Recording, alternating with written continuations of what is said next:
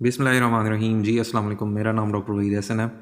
आज के इस दौर में डेयरी फार्मर्स को बहुत सारे मसाइल का सामना है, जिसमें से एक बहुत बड़ा मसला जानवरों का टाइम पे हीट में ना आना और प्रेग्नेंट ना होना होता है। तो इसी सिलसिले में वीडियो बनाई है, क्योंकि कोई भी गाय अगर सूती है तो अगर वो 2 महीने के अंदर हीट में नहीं आती और सूने के 4 महीने के अंदर प्रेग्नेंट नहीं होती, तो वो फिर आपका नुकसान ही कर रही है। क्योंकि रोज़ाना की बेस पे आप जितना भी उसे घास या वंडा या चीज़ें खिला रहे हैं, तो इसके बावजूद भी वो प्रेग्नेंट नहीं हो रही, तो वो आप पे बोझ ही बनती जा रही है। क्योंकि आजकल फ़ीड के जो है वो अखराजात बहुत ज़्यादा हो गए हैं, और हाउसिंग के और बाकी अखराजात, बिजली वगैरह के, लेबर के, तो ये तमाम अखराजात महंगे हैं, लेकिन दूध की कीमत उस लिहाज से नहीं बढ़ी। तो उस वजह से फार्मर्स के लिए जो है वो बड़े चैलेंजेस जो है वो दरपेश आ गए हैं।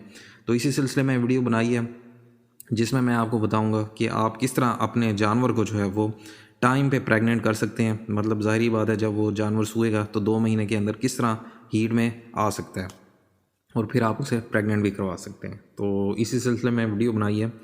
सबसे ज़्यादा जो मसाइल का सामना होता है जिसमें जानवर हीट नहीं आता, उसमें प्राइमरी मतलब सबसे बड़ी वजह जो है वो अच्छी खुराक का ना मिलना है, जिसमें खुराक की क्वालिटी और क्वांटिटी दोनों आती हैं, खुराक की मिकदार भी और मेयार भी। तो इसी वजह से ये तकरीबन जो है वो 80% केसेस में जिसमें जानवर हीट नहीं आते, उनमें 80% जो केसेस या वजूहात हैं वो यही हैं कि जानवर को जो है वो प्रॉपर अच्छी खुराक नहीं मिल रही। तो इस वजह से वो जानवर की जो है वो बच्चादानी और जानवर ख़ुद जो है वो कमज़ोर रह जाता है।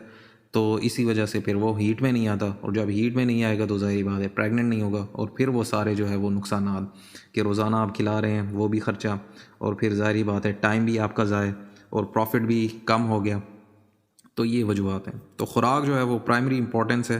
ख़ुराक में जानवर को जो है वो सिर्फ ये नहीं है कि मकदार कि आपने बहुत सारा चारा खिला दिया तो उसकी वजह से जानवर जी हीट में आ जाएगा। आपको बेशक जानवर जो है वो मोटा नज़र आएगा क्योंकि उसकी एनर्जी रिक्वायरमेंट तो पूरी हो रही है, लेकिन बाकी विटामिन्स की, प्रोटीन्स की और मिनरल्स की जो है वो कमी पूरी नहीं हो रही। उस वजह से जानवर जो है वो प्रॉपर जो है वो फिर हीट में नहीं आता। ये इसी तरह है कि हम सिर्फ रोटी खाएं और साथ दाल, सब्ज़ी, गोश्त वगैरह ना खाएं, तो उसकी वजह से हम ज़िंदा तो रहेंगे, लेकिन यह है कि हमें वो ताकत, वो परफॉर्मेंस नहीं होगी। तो इसी तरह जानवरों के साथ भी इसी तरह घास के अलावा इनको जो है वो वनडे की, कंसनट्रेट की ज़रूरत होती है, उसमें मिनरल्स की, ये तमाम चीज़ों की।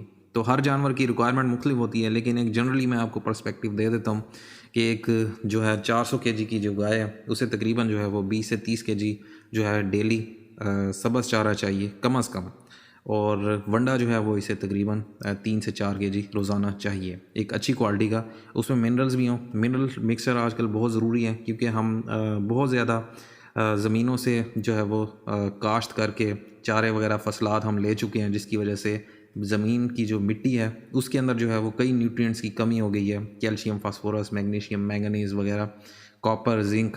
तो इस वजह से हमें इजाफी खादें वगैरह डालनी होती हैं। नाइट्रोजन की भी कमी हो जाती है, जिसमें यूरिया वगैरह, डीएपी वगैरह वो शामिल हैं। डीएपी में फास्फोरस भी होता है, इसी तरह जिंक कोटेड यूरिया वगैरह। तो मतलब मुख्तलिफ खादें हमें डालनी पड़ती हैं, मजबूरी है, क्योंकि मिट्टी में जो है वो इन चीज़ों की कमी हो गई है। अब जब मिट्टी में कमी है तो फिर ज़ाहिर बात है जो उससे घास पैदा हो रहा है या जो भी अजनास पैदा हो रहे हैं, मकई वगैरह, बाकी चीज़ें, तो उनमें भी वो कमी होती है। फिर जानवर खाते हैं तो उस वजह से उसमें भी कमी होती है। तो मिनरल जो है वो एडिशनली जानवर को देना बहुत ज़रूरी है, अगर आप चाहते हैं कि आपका जानवर जो है वो टाइम पे हीट में आए। इसके अलावा एनर्जी जो है वो बैलेंस करने के लिए घी या बाईपास फैट या ऑयल्स का होना भी ज़रूरी है। तो ये तमाम चीज़ें जो है वो मिलकर जो है वो जानवर को जो है वो एनर्जी, इसकी प्रोटीन, विटामिन्स और मिनरल्स वगैरह की रिक्वायरमेंट्स पूरी करती हैं। उस वजह से जानवर जो है वो सूने के 2 महीने के अंदर जो है वो हीट में आ जाता है। तो हर जानवर का अपना प्रॉपर डाइट प्लान होता है, तो उसके लिए आप मेरे व्हाट्सएप नंबर पर रब्ता कर सकते हैं, जिसमें आपको पूरा गाइडलाइन करूँगा। अगली जो 10% वजूहात आती हैं, उसमें जो है वो जानवर का कोई हार्मोनल या इन्फेक्शियस प्रॉब्लम आ सकता है। किसी हार्मोन की कमी की वजह से जानवर जो है वो हीट में नहीं आता, क्योंकि हीट में लाने के लिए जानवर के अंदर बहुत सारे हार्मोन रिलीज़ होते हैं। तो वो अगर हार्मोन टाइम पे रिलीज़ ना हो किसी भी मसले की वजह से, प्राइमरी तो खुराक का ही होता है, लेकिन उसके अलावा भी चंद एक जानवरों में जो है वो इस वजह से भी जानवर फिर हीट में नहीं आते। तो उसके लिए फिर हार्मोनल जो है वो प्रोटोकॉल लगाना पड़ता है, किसी एक हार्मोन का इस्तेमाल या मुख्तलिफ हार्मोन्स का मुख्तलिफ दिनों में इस्तेमाल।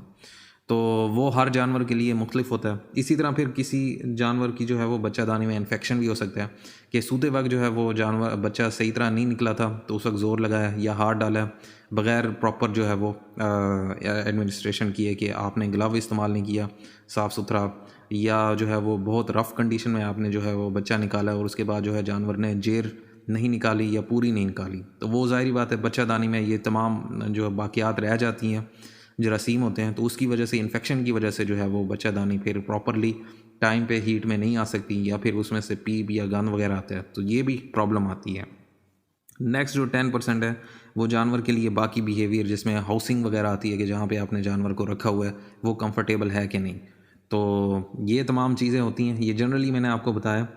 तो उम्मीद है आज के सेशन से आपको फ़ायदा हुआ होगा। अगर इन चीज़ों पे आप अगर गौर करेंगे तो आपको जो है वो आपका डेफिनेटली जो है वो डेयरी फार्मिंग का या फैटनिंग का या शीप या गोट फार्मिंग का इनका जो है वो प्रॉफिट आपका बढ़ेगा। तो मज़ीद जो आपके जहन में क्वेश्चन है तो आप व्हाट्सएप नंबर पे या कमेंट्स में पूछ सकते हैं। तो दुआ में याद रखिएगा। आपका निगहबान हो। अल्लाह हाफ़िज़।